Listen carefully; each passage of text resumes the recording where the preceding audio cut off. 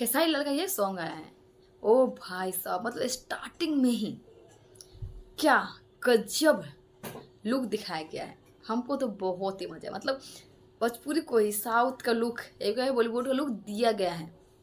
देख ही रहे हो कितने मस्त तरीके से, और गाना भी तो मस्त है, बहुत ही मस्त है। तो जो खेसारी लाल का एंट्री है, और वो जो है जो इसमें काम कर लड़के, उसका भी एंट्री है, बट डांस है, मूव है, मतलब हर चीज परफेक्ट तरीके से दिखाया गया है, जिससे देख के ये नहीं लग रहा है कि भोजपुरी का सॉन्ग है, बस खाली गाने से लग रहा है भोजपुरी सॉन्ग। बस उसमें म्यूजिक भी क्या मस्त डाला गया, मतलब यूँ कहना खेसारी लाल ने फिर से कुछ नया भोजपुरी लाने की कोशिश की है।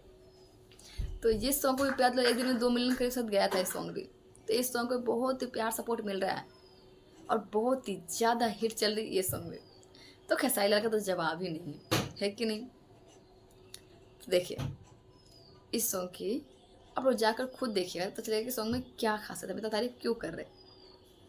इसका जो डांस है, जो सॉन्ग स्टेप है, और क्या मतलब ऑटो से एंट्री की उन्होंने।